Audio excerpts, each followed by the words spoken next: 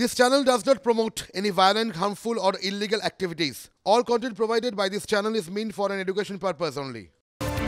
প্রতিবাদের আগুন জ্বলছে সন্দেশখালী জুড়ে। আর এবার এই মুহূর্তে একটা ব্রেকিং নিউজ আসছে, আপনাদেরকে জানিয়ে রাখি, শেখ শাহজাহানের বিরুদ্ধে নতুন মামলা দায়ের ইডি। শাহজাহান ঘনিষ্ঠ ব্যবসায়ীদের বাড়িতে সকাল থেকেই তল্লাশি।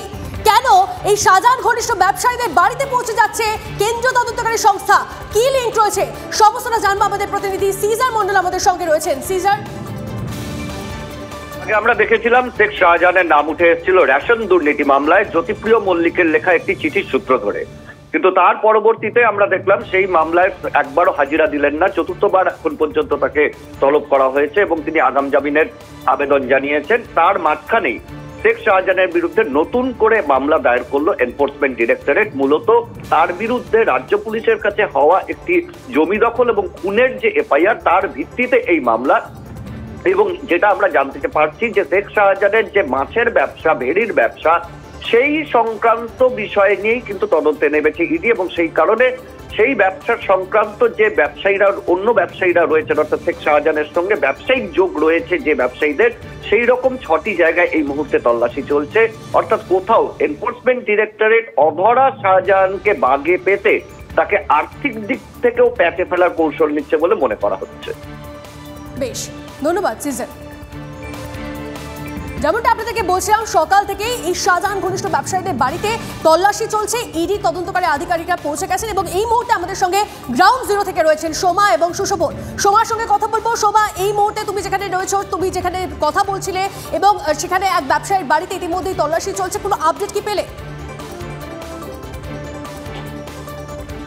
হ্যাঁ, দেখো, মধ্য হাওড়ার একটি বাড়ি, অর্থাৎ পার্থ প্রতিম সেনগুপ্ত নামে একজন মাছের ব্যবসায়ী, যেটা এলাকা সূত্র থেকে আমরা জানতে পাচ্ছি যে তার চিংড়ি মাছের ব্যবসা রয়েছে। এবং আরও যেটা ইডি সূত্র থেকে আমরা জানতে পাচ্ছি যে শেখ শাহজাহানের ঘনিষ্ঠ ব্যবসায়ী এই পার্থ প্রতিম সেনগুপ্ত, তার বাড়িতেই কিন্তু এই মুহূর্তে ইডি তদন্তকারী আধিকারিকেরা তারা পৌঁছে গেছেন। 1.5 ঘন্টা ধরে তার বাড়িতে কিন্তু তল্লাশি অভিযান চলছে। যেটা বলছিলাম যে শেখ শাহজাহানের বিরুদ্ধে যে নতুন মামলা, এর আগে একটা এফআইআর হয়েছিল, তাতে কিন্তু খুন এবং জমি দখলের অভিযোগ ছিল। সেই মামলার ভিত্তিতে কিন্তু নতুন করে ইসিআইআর করে এখানে ইডির তদন্তকারী আধিকারিকেরা। তারপরেই কিন্তু আমরা দেখছি আজ সকাল থেকে 6টি জায়গায় শেখ শাহজাহানের ঘনিষ্ঠ ব্যবসায়ী যারা রয়েছেন, অর্থাৎ মাছের ভেড়ির সাথে যুক্ত ব্যবসা অথবা মাছের ব্যবসা যে রয়েছে, সেই ব্যবসার সাথে যুক্ত ব্যবসায়ীদের সঙ্গে কিন্তু এই তাদের বাড়িতে গিয়ে কিন্তু এবং অফিসে গিয়ে তল্লাশি অভিযান চলছে। মধ্য হাওড়ায় এই পার্থ প্রতিম সেনগুপ্তের বাড়িতে এই মুহূর্তে ইডি তদন্তকারী আধিকারিকরা রয়েছেন, তারা তল্লাশি অভিযান চালাচ্ছেন এবং তারা কিন্তু সেই সূত্র ধরেই এগোচ্ছেন বা সেই সূত্রের খোঁজে এসেছেন যে শেখ শাহজাহানের সাথে তার যে ব্যবসায়িক সম্পর্ক, সেই সম্পর্ক কতটা রয়েছে, জমি দখল এবং যে খুনের মামলা তার বিরুদ্ধে রয়েছে, অর্থাৎ শেখ শাহজাহানের বিরুদ্ধে রয়েছে। খুব সংক্ষেপে জানবো, ওই ব্যবসায়ীর সঙ্গে কথা বলা কি সম্ভব হয়েছে? ওই ব্যবসায়ী বাড়িতে কি রয়েছে? হ্যাঁ, দেখো, এই মুহূর্তে কিন্তু সেই ব্যবসায়ী বাড়িতে রয়েছেন। ইডি তদন্তকারী আধিকারিকরা তারা যখন তার বাড়িতে আসেন, তিনিই দরজা খোলেন এবং তার সাথেই কথা হয়, নাম জিজ্ঞাসা করা হয় এবং তিনি কিন্তু তার পরিচয় দেন যে তিনিই কিন্তু পার্থ প্রতিম সেনগুপ্ত। এবং তারপরেই কিন্তু ইডি তদন্তকারী আধিকারিকরা তার বাড়ির ভেতরে প্রবেশ করেন। এই মুহূর্তে তল্লাশি অভিযান চলছে। তার যে মাছের ব্যবসা, চিংড়ি মাছের ব্যবসা, সেই সংক্রান্ত কাগজপত্র সেগুলোও কিন্তু দেখা হচ্ছে।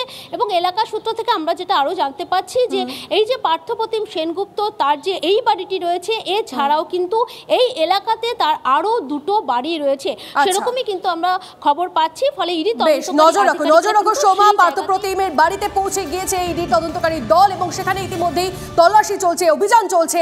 কি তথ্য উঠে আসে অবশ্যই সেদিকে আমাদের নজর থাকবে। আমাদের আরেক প্রতিনিধি সুশোভন রয়েছে বিজয়গড় থেকে।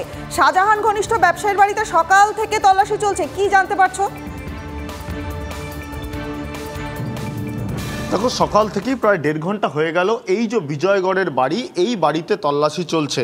অরূপ সোম যার সন্ধানে এসছিলেন, তিনি কিছুক্ষণ আগেই তিনি ভেতরে এসছেন এবং তিনি ইতিমধ্যেই ইডি আধিকারিকদের সাথে কথা বলছেন। মূলত যেটা জানা যাচ্ছে, স্থানীয় সূত্রে যেটা জানা যাচ্ছে যে তিনি প্রথমে রেলে চাকরি করতেন, রেলের চাকরি তিনি ছেড়ে দেন এবং ছেড়ে তারপর তিনি মাছের এক্সপোর্ট ইম্পোর্টের ব্যবসা করেন।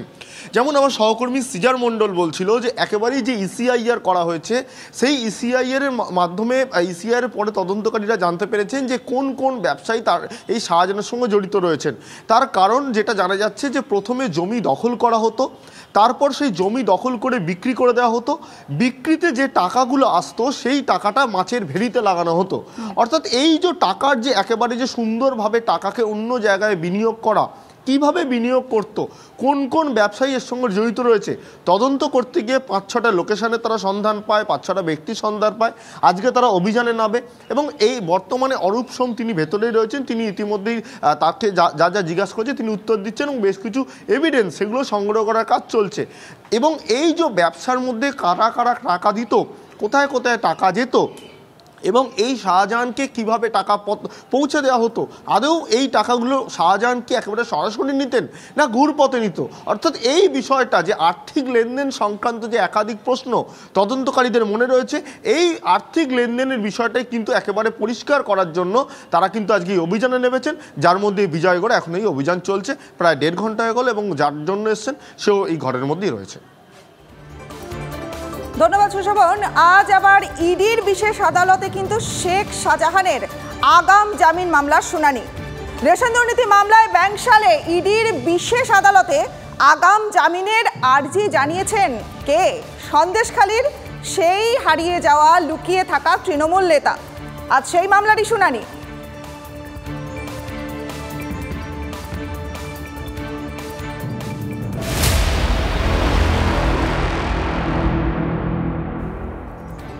রণিতা দেখো, এর মধ্যেই সন্দেশখালীর বেশ কয়েকটি জায়গায় ১৪৪-এর মেয়াদ আরো বাড়লো বলে আমরা খবর পাচ্ছি। কাল পর্যন্ত এলাকার ৫ জায়গায় ১৪৪ ধারা ছিল, তার সঙ্গে আরো ৫ জায়গা যোগ করে মেয়াদ বাড়ানো হলো আজ অবধি। তাহলে সব মিলিয়ে কোন কোন জায়গায় ১৪৪ ধারা জারি থাকছে সমস্তটা নিয়ে ডিটেলসে জানাবেন আমাদের প্রতিনিধি সুজয় আমাদের সঙ্গে রয়েছেন সরাসরি। সুজয়,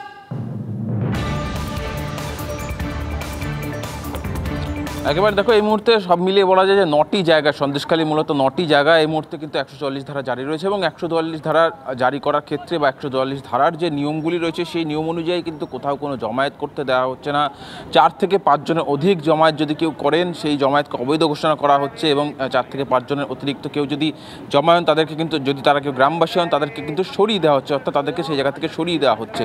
এবং এই ১৪৪ ধারা জারির বিষয়ে যদিও বিরোধীদের পাল্টা বক্তব্য যে যেহেতু বিরোধীদের বিভিন্ন টিম তারা বিভিন্ন জায়গায় পৌঁছচ্ছে সন্দেশখালী মানুষের কথা বলতে, সন্দেশখালী মানুষের কথা জানতে, তাদের জন্যই ১৪৪ ধারা জারি করা হচ্ছে, সেটা কিন্তু বারবার বিরোধীদের তরফ থেকে অভিযোগ করা হচ্ছে। আজকেও কিন্তু এই সন্দেশখালীতে বিজেপির মহিলা মোর্চার আসার কথা রয়েছে লকেট চট্টোপাধ্যায়ের নেতৃত্বে, সাংসদ লকেট চট্টোপাধ্যায়ের নেতৃত্বে, এবং যেটা আমরা খবর পাচ্ছি তাকেও হয়তো আজকে সন্দেশখালী ঢোকার পূর্বে ঢোকার আগেই আটকে দেওয়া হবে, ফলে যাতে এই ধরনের কোনো রাজনৈতিক জমায়েত, কোনো রাজনৈতিক নেতাদের নেতৃত্বে যে জমায়েত সেই জমায়েত হতে না পারে সেই জন্যই বলা হচ্ছে। যদিও পুলিশের তরফ থেকে কিন্তু বলা হচ্ছে যে তারা এলাকায় শান্তি শৃঙ্খলা বজায় রাখার জন্য, এলাকায় যাতে কোনোরকমভাবে নতুন করে এই গোলমালকে কেন্দ্র করে অশান্তি ছড়াতে না পারে সেই জন্যই ১৪৪ ধারা জারি করা হচ্ছে এবং প্রশাসন প্রত্যেক মুহূর্তে তা রিভিউ করছে, তারা খতিয়ে দেখছে যে নতুন করে কোথাও কোনো অশান্তির সম্ভাবনা থাকছে কিনা, সেই অনুযায়ী ১৪৪ ধারা কমানো হচ্ছে বা নতুন করে কোনো জায়গাকে ১৪৪ ধারার আওতায় আনা হচ্ছে যাতে সন্দেশখালীতে দ্রুত শান্তি ফেরে, সেটা পুলিশ প্রশাসনের বক্তব্য। যদি স্থানীয় মানুষেরও একটা অংশের বক্তব্য যে এই বারবার ১৪৪ ধারার জেরে তাদের যে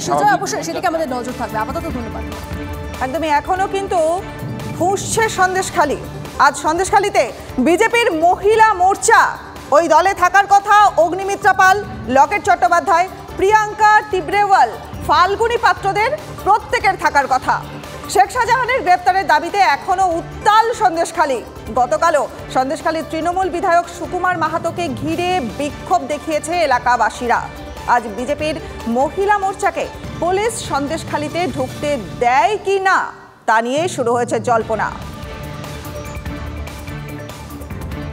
গতকাল আমরা দেখেছিলাম সুকান্ত মজুমদার তিনি পৌঁছে গেছিলেন, তাকে প্রথমে বাধা দেওয়া হয় এবং তারপর তাকে বলা হয় যে শুধুমাত্র তিনি তার একজন নিরাপত্তা রক্ষীকে নিয়ে প্রবেশ করতে পারবেন এবং তিনি পুলিশের সেই কথা মেনে একজন নিরাপত্তা রক্ষী নিয়েই তিনি প্রবেশ করেন। পরে থানার সামনে গিয়ে তিনি অবস্থান বিক্ষোভ করেন। তারপরে একটা টান টান নাটক চলেছে এবং সেই ছবি আপনাদেরকে দেখিয়েছি।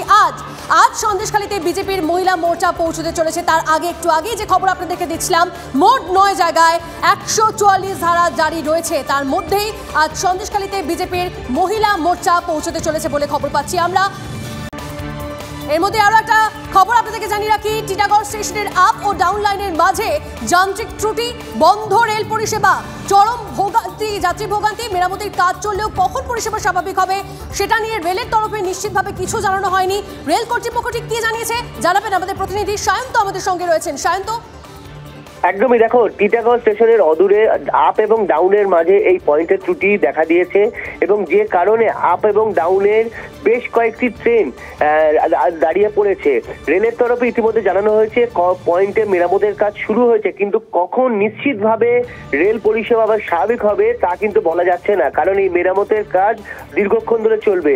যদিও এও জানিয়ে দেওয়া হয়েছে মেরামত সম্পূর্ণ হলে ট্রেনের গতি ধীর থাকবে, অর্থাৎ ঘন্টাখানে এর দেরিতে কিন্তু সবকটি লোকাল ট্রেন চলবে। স্বাভাবিকভাবেই এই পয়েন্টের ত্রুটির কারণে কিন্তু যাত্রী পরিষেবা চরম ভোগান্তিতে পড়তে চলেছে। নজর রাখো সায়ন্ত, আপাতত ধন্যবাদ।